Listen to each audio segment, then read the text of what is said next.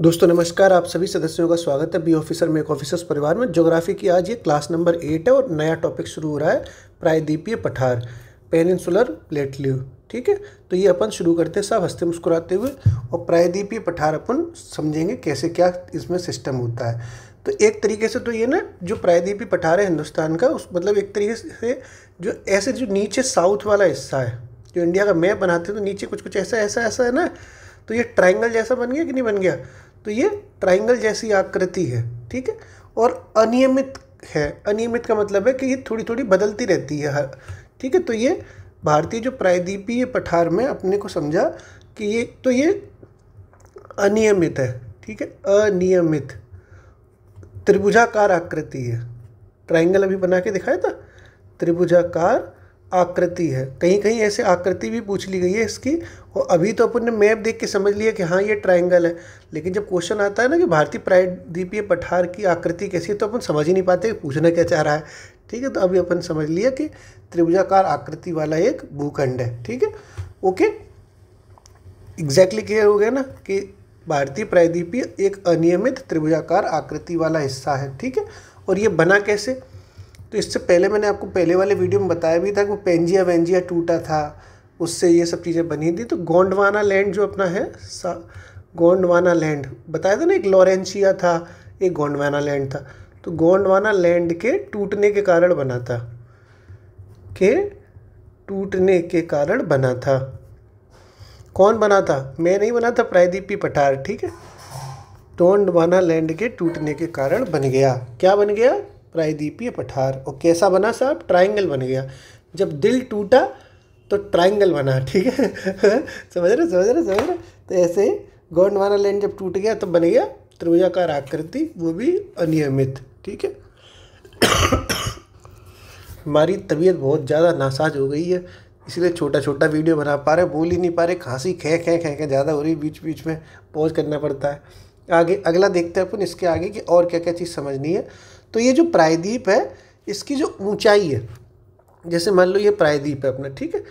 प्रायद्वीप का मतलब ऐसा, प्रायद्वीप का मतलब होता है जो तीन तरफ से पानी से घिरा हो, इधर से भी पानी से घिरा है, इधर से भी पानी से घिरा है, इधर से भी पानी से घिरा है। तो तीन तरफ से पानी से घिरा है, उसको कहते हैं प्रायद्वीप। ठीक है, पेनिनसुलर। तो ये जो प्रायद्वीप है, ये वेस्टर्न में थोड़े से ऊंचे हैं और पूरब में, ईस्ट में ये थोड़े से नीचे हैं। ठीक है, तो पूरब में यहाँ ऊंचा है, यहाँ नीचा है।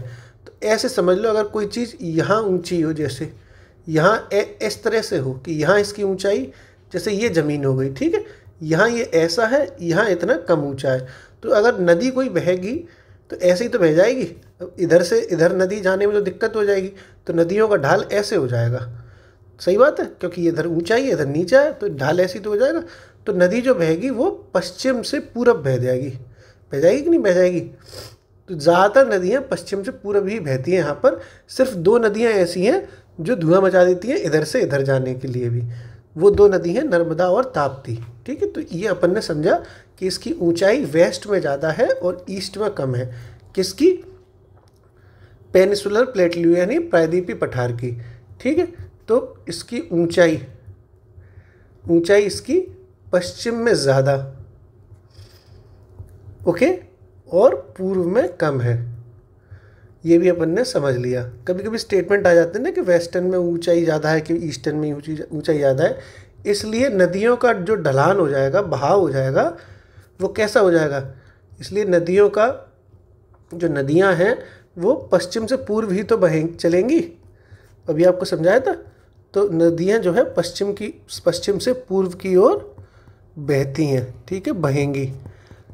लेकिन अपवाद मैंने आपको बताया, अपवाद है ऐसी दो नदियाँ जो पूर्व से पश्चिम चलती हैं, यानी उल्टा चल देती हैं।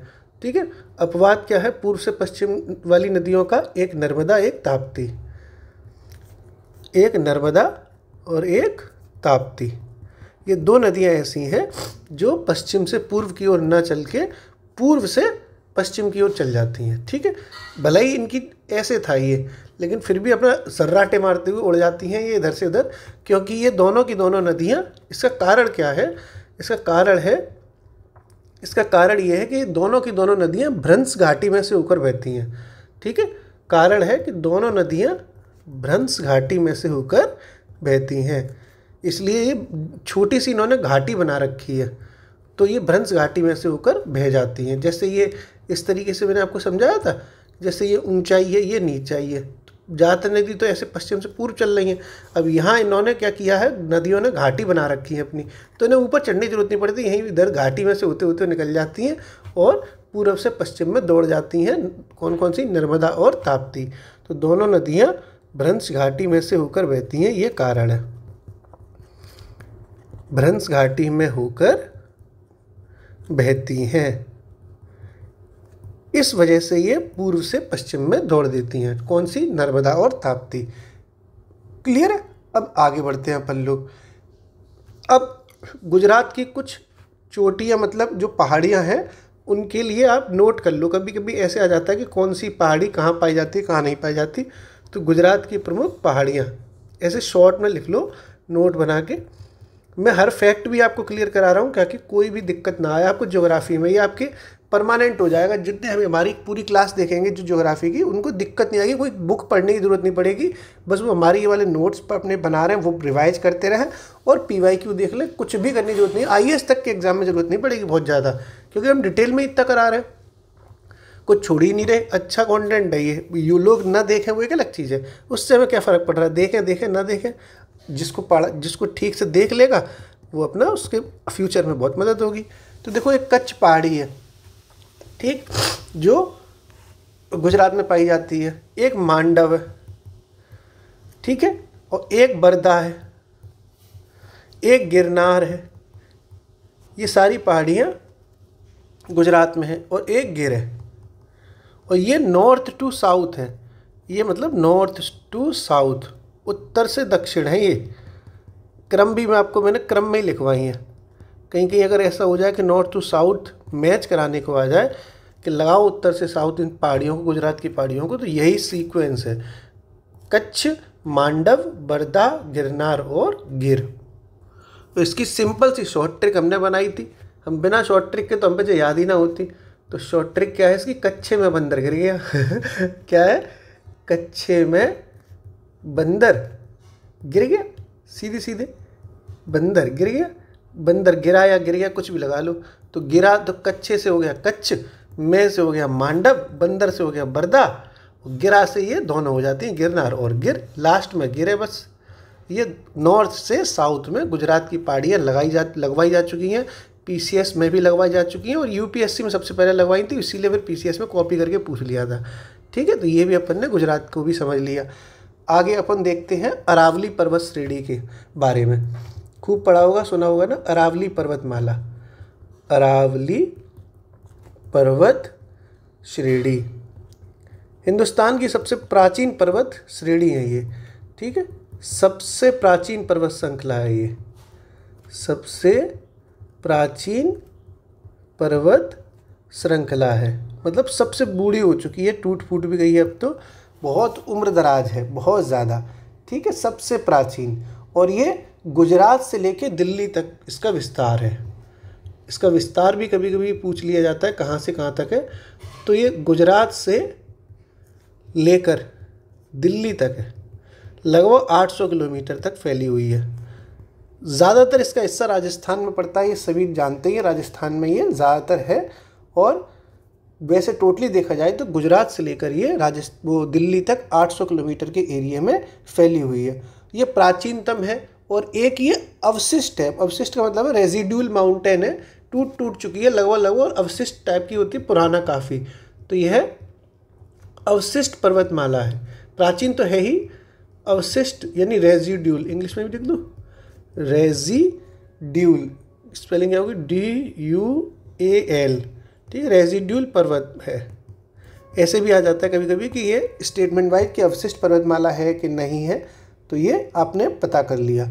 आपने कुछ टाइम पहले मैंने समझाया भी था कि युगों के बारे में, प्री कैम्ब्रियन युग। तो आपको बताया था ना कि अरावली पर्वतमाला का निर्माण प्री कैम्ब्रियन युग में हुआ था, प्री कैम्ब्रियन में। मैंने नोट करके लिखवाया भी था।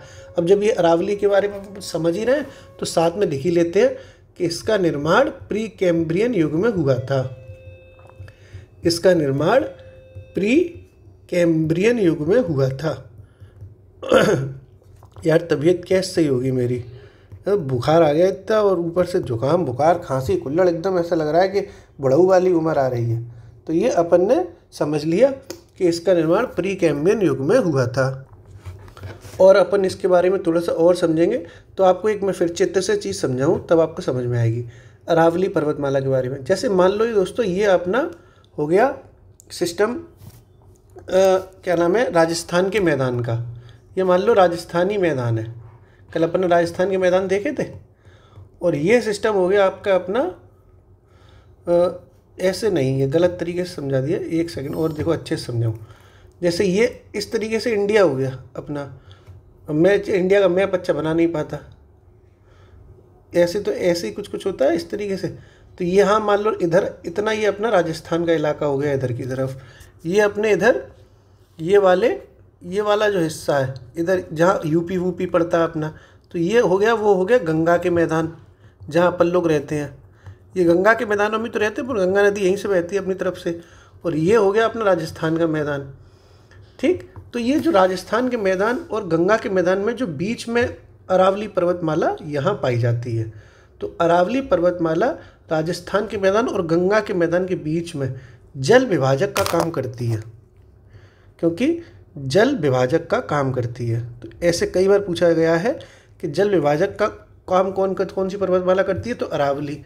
जल विभाजक मतलब यहाँ से पानी बह रहा है इधर गंगा नदी वाला, इधर बह रहा है अरावली पर्वतमाला में लूनी नदी है और आपकी सूकर नदी है, जवाई नदी है। तो इन दो नदियों के बीच में जल विभाजक का काम करती है, इन दो मैदानों के बीच में वो पर्वतमाला है अरावली पर्वतमाला। क्लियर। ये मैप मैं अच्छे से नहीं बना पाता हूँ, इसलिए फिर भी मैंने आपको कोशिश है कि समझ में आ गई होगी कि गंगा के मैदान और राजस्थान के मैदानों के बीच में जो डिवाइड करती है वो करती है अरावली पर्वतमाला। क्लियर है। तो अब अपन लिख लेते हैं, इस बात को अच्छे से लिख लेते हैं कि अरावली संरचना, अरावली पर्वतमाला, अरावली, अरे यार, अरावली पर्वतमाला जल विभाजक है, एक जल विभाजक है एक जल विभाजक है, ठीक है। जो राजस्थानी मैदान, लिखो साथ में, जो राजस्थानी मैदान और गंगा के मैदान के मध्य में है। क्लियर हो गया। इस तरीके से आपने ये भी नोट कर लिया कि अरावली पर्वत श्रृंखला एक जल विभाजक है जो राजस्थानी मैदान और गंगा के मैदान के बीच में है। क्लियर है, कोई दिक्कत तो नहीं है। तबीयत या खराब होती चली जा रही है, रक्षाबंधन आता चला जा रहा है, वैलेंटाइन डे पे मैं एकदम सही हो जाऊंगा, एकदम अलग तरह की एनर्जी आ जाएगी मुझ में। अभी रक्षाबंधन जैसे जैसे आता है मेरे अंदर मेरी कोशिकाएं एकदम जवाब देने लगती हैं। चलो भैया क्या करना, अपनी वैसे भी कोई खास सिस्टर है नहीं, मतलब खास कर जो कज़िन में है वो कज़िन तो कज़िन, अब सबकी ब्याह ठिया हो गए, सब घूम रही हैं अपने अपने दूल्हों के संग। अपन बढ़िया है, अपने अकेले मस्त रक्षाबंधन बनाएगा, अपने एक हाथ से दूसरे हाथ में राखी बांध लूँगा है ना। और अगर किसी ने और ने राखी बांधी तो बंधवाता भी नहीं हूँ खास इतनी आसानी से। आगे देखते हैं दोस्तों। अरावली से निकलने वाली जो नदियाँ होती हैं उसके बारे में भी जानते हैं, ठीक है। तो प्रमुख नदियों के बारे में भी अपन देखते हैं, ठीक है। तो जो अरावली की प्रमुख नदियां हैं उसमें सबसे इम्पोर्टेंट नदी है लूनी नदी। कौन सी है? लूनी नदी। और लूनी नदी एक ऐसी नदी है जो किसी समंदर में नहीं मिलती जाके, इसलिए इसको अंतःस्थलीय नदी कहते हैं। जैसे मान लो आप किसी भी नदी को देखते होगे, जैसे गंगा मैया है, ये अपनी बंगाल की खाड़ी में गिर जाएंगी, नर्मदा मैया है ये अरब सागर में गिर जाएंगी। तो कोई भी नदी होती है किसी बड़े जल निकाय में ही जाके मिलती है, लेकिन जो नूली नदी है वो किसी जल निकाय में नहीं मिलती बल्कि ज़मीन में ही लुप्त हो जाती है, ठीक है। इसलिए इसको अंतःस्थलीय नदी कहते हैं, ठीक। तो ये कैसी नदी है? एक अंतःस्थलीय नदी है, अंतःस्थलीय नदी है, अंतःस्थलीय नदी है। और कहाँ इस ज़मीन में घुसेगी तो कहाँ घुस रही है? तो कच्छ के रण में एक जगह पड़ती है, कच्छ का रण, गुजरात में। तो कच्छ के रण में, कच्छ का रण एक जगह है, कच्छ के रण में लुप्त हो जाती है। कौन सी? लूनी नदी कच्छ के रण में लुप्त हो जाती है। ज़मीन में ही मिल जाएगी, इतना रेगिस्तान है वहाँ पर कि रेगिस्तान में ही ये पानी पूरा सोख लेता है वो रेगिस्तान, तो लूनी नदी दिखाई भी नहीं देती। और इसकी जो सहायक नदियाँ हैं वो भी एक बार पूछी जा चुकी है। लूनी नदी की सहायक नदियाँ कौन कौन सी हैं, तो सहायक नदियाँ भी देख लो लूनी नदी की, ठीक है। और वो नदी हैं, एक आपकी है जावई नदी, कौन सी है, जावई नदी, एक है आपकी जावई नदी, और एक है आपकी सुकरी नदी। सुकरी नदी, ये दो नदियां ऐसी हैं जो इम्पोर्टेंट है लूनी नदी की सहायक नदी के तौर पर। क्लियर है मामला, कोई दिक्कत तो नहीं है। अब देखो अरावली की सबसे ऊंचा शिखर भी देख लेते हैं। सर्वोच्च शिखर कौन सा है अरावली पर्वतमाला का, ये आपको पता होगा 100% कि अरावली पर्वतमाला का सबसे ऊंचा शिखर है वो है गुरु शिखर। अब गुरु जी हैं तो सबसे ऊपर ही बैठेंगे टन से, तो ये गुरु शिखर है, सबसे ऊंची चोटी है, 1722 मीटर पे ये ऊंचाई पे है। और ये पड़ती कहाँ है गुरु शिखर, ये गुरु शिखर पड़ती है माउंट आबू में। माउंट आबू में कई बार घूमने गया हूँ, बहुत सुंदर जगह है। यहाँ पे दिलवाड़ा जैन मंदिर भी है, जैनियों का प्रसिद्ध स्थल है, नक्की झील है, बहुत खूबसूरत जगह है। हम तो घूमते रहते हैं ये माउंट आबू वगैरह। तो मैं गुरु शिखर पर भी पूरी ट्रैकिंग करी थी मैं गया था और मेरे कुछ दोस्त यार गए थे, तो पूरा ट्रैक किया था, पूरा गुरु शिखर तक पैदल पैदल चले, बड़ा मज़ा आया। इतना ठंडा ठंडा मौसम था, आनंद आ गए थे। तो माउंट आबू के गुरु शिखर, माउंट आबू पर एक गुरु शिखर चोटी है जो अरावली का सबसे ऊंचा शिखर है, ठीक है। तो ये अपन ने अरावली पर्वतमाला भी ठीक से देख ली, ओके। अब अपन आगे देखते हैं अगले पठार के बारे में। ये सब अपन पठार मतलब पर्वतमाला पठार सब इसी में आते हैं। जो अगली हेडिंग है वो है आपका मेवाड़ का पठार। मेवाड़ का पठार, छोटी छोटी चीज़ें ये आ जाती हैं पेपर में, इसलिए मैं छोड़ूंगा नहीं कुछ भी, चाहे 1-2 क्लास ज़्यादा हो जाए अपनी, इसीलिए तो डेली ला रहे हैं। आज की क्लास थोड़ी छोटी रहेगी दोस्तों, मेरी तबीयत सही नहीं है, अब क्या फ़ायदा कि मैं बैठ जाऊं, बिल्कुल बैठा तो वहीं लेट जाऊं बिल्कुल, ठीक है। तो मेवाड़ का पठार के बारे में अपन को ये समझना है कि ये अरावली को मालवा के पठार से अलग करता है। जैसे ये मान लो आपका इधर आपका अरावली का हो गया, इधर आपका मालवा का हो गया, और बीच में है आपका मेवाड़ का पठार, ठीक है, ऐसे समझ लो आप। तो यहाँ आपका जैसे ये मान लो अरावली का है, अरावली का हो गया, ये आपका इधर हो गया मालवा का पठार, और बीच में कौन सा है आपका मेवाड़ का पठार। इस तरीके से ये समझा आपने कि मेवाड़ का पठार यानी यह अरावली और मालवा के पठार को अलग करता है, बस इतना ही आपको जानना था। और मालवा के पठार को अलग करता है, को अलग करता है। अब पूछा जाए आपसे कि अरावली और मालवा के पठार को अलग कौन करता है, या अरावली और मालवा के बीच में कौन सा है, तो मेवाड़ का पठार, ठीक है। आगे देखते हैं दोस्तों, अगला है मालवा का पठार। भाई अपन ने अभी अरावली तो समझ ही ली पूरी, अब मेवाड़ भी देख लिया, बीच में ये अलग करता है। अब मालवा वाला थोड़ा इम्पोर्टेंट है, इसको देखते हैं अच्छे से। हेडिंग है अगली मालवा का पठार। क्या है, मालवा का पठार मध्य प्रदेश में पड़ता है ये पूरा एरिया। मेवाड़ तो राजस्थान में है, सब जानते हो आप लोग।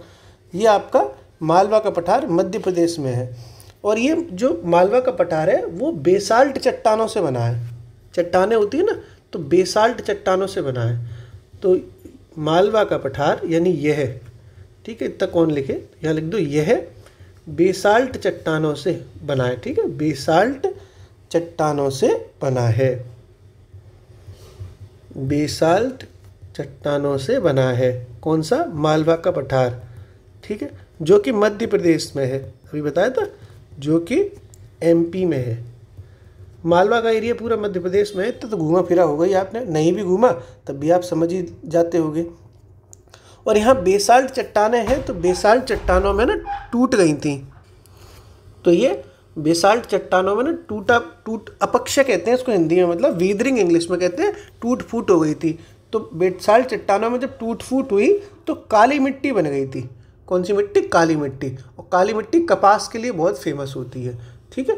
तो इसमें अपक्षय के कारण, अपक्षय का मतलब होता है कि जो ये चट्टानें थी इनमें कुछ टूट फूट हो गई बहुत ज़्यादा। अपक्षय को इंग्लिश में वीदरिंग कहते हैं, THERING, ठीक है। तो इसमें अपक्षय के कारण कौन सी मिट्टी बनी? काली मिट्टी, ठीक है, काली मिट्टी बनी जो कपास की खेती के लिए फेमस होती है, ठीक है, जो कि कपास की खेती के लिए अच्छी होती है यार, कपास के लिए अच्छी होती है। कौन सी? काली मिट्टी। काली मिट्टी है, देखने में काली है, गोरा गोरा कपास दे देगी एकदम बढ़िया तरीके से। और यहाँ पर जो प्रमुख नदियाँ बहती हैं, कहाँ पर? मालवा के पठार में। वो सबसे ज़्यादा फेमस नदी है चंबल। कौन सी है? चंबल। चंबल नदी मालवा के पठार में बहती है और साथ में नर्मदा और ताप्ती भी यहीं पे बहती है। मध्य प्रदेश में तो बहती है ये सारी, नर्मदा और ताप्ती, ठीक है। तापी इंग्लिश में कह दो, ताप्ती हिंदी, कोई दिक्कत नहीं, एक ही बात है। और ये जो चंबल नदी है, इसके बारे में आपको जानते होंगे कि ये सबसे ज़्यादा अवनालिका अपर्दन से प्रभावित होती है, ठीक है। अवनालिका अपर्दन का मतलब होता है वही टूट फूट, तो नालियाँ बना देती है। ऐसी नदी है यह, जहाँ जहाँ से बहती है वहाँ छोटी छोटी भूमियों को इस तरह से काट देगी कि नालियाँ बन जाएंगी। तो अवनालिका अपर्दन से प्रभावित करती है क्षेत्रों को, ठीक है। जैसे मान लो यहाँ से अगर चंबल नदी बह रही है तो यहाँ से बहेगी तो यहाँ इस तरीके से चीज़ें काट देगी कि छोटी छोटी नालियाँ बन जाएंगी। नदी है ना, पानी काट देता है ना मिट्टी को, वैसे। तो अवनालिका अपर्दन से प्रभावित कर देती है क्षेत्रों को। और साथ में इसीलिए यहाँ पर बेहड़ बन जाते हैं। बेहड़, चंबल के बेहड़ कहते हैं, चंबल के बेहड़। तो जिसे क्या कहते हैं? बेहड़ कहते हैं। बेहड़ या उत्कात भूमि, बीहड़ या उत्कात भूमि। जो क्षेत्र अवनालिका अपर्दन से प्रभावित हो गया उसे क्या कहेंगे? बीहड़ या उत्कात भूमि,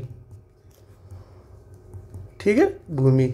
बेहड़ या उत्कात भूमि किसे कह रहे हैं? जो क्षेत्र अवनालिका अपर्दन से प्रभावित हुआ। भाई चंबल नदी ने कुछ एरिया अवनालिका अपर्दन से प्रभावित कर दिया। जैसे यहाँ से चंबल नदी बही तो ये हिस्सा टूट गया, नालियाँ हो गई। नाली, अवनालिका मतलब नाली, तो जो नालियाँ बनती चली गई उसको ओवरऑल क्या कहा जाता है? बेहड़ या उत्कात भूमि, ठीक है दोस्तों। अब अपन थोड़ा सा रिवाइज कर लेते हैं पूरा। सबसे पहले अपन ने यहाँ से देखा था प्रायद्वीपीय पठार को अनियमित त्रिभुजाकार आकृति होती है, गोंडवाना लैंड टूटा था तो ये इसीलिए प्रायद्वीपीय पठार बना। दोस्तों यार मेरे को थोड़ी तबीयत बार खांसी आ रही है, तो आपको छोटा सा ही खुद आज आप रिवाइज कर लेना। मेरी थोड़ी तबीयत ज़्यादा सही नहीं लग रही, बार खांसूंगा तो वीडियो पॉज करना पड़ता है, ठीक है। तो आप बस कमेंट बॉक्स में आंसर बताओ एक, उसके बाद फिर आप रिवीजन करना। एक कमेंट बॉक्स के लिए आंसर बताओ कि जो सोन नदी है उसका उद्गम कहाँ से होता है? सोन नदी का, ठीक है, इसका उद्गम कहाँ से होता है बताओ। हंसते रहिए, पढ़ते रहिए, मुस्कुराते रहिए। थोड़ी मेरी तबीयत भी सही हो जाए इसके लिए हल्की हल्की दुआएं भी करते रहिए। ओके, शुक्रिया।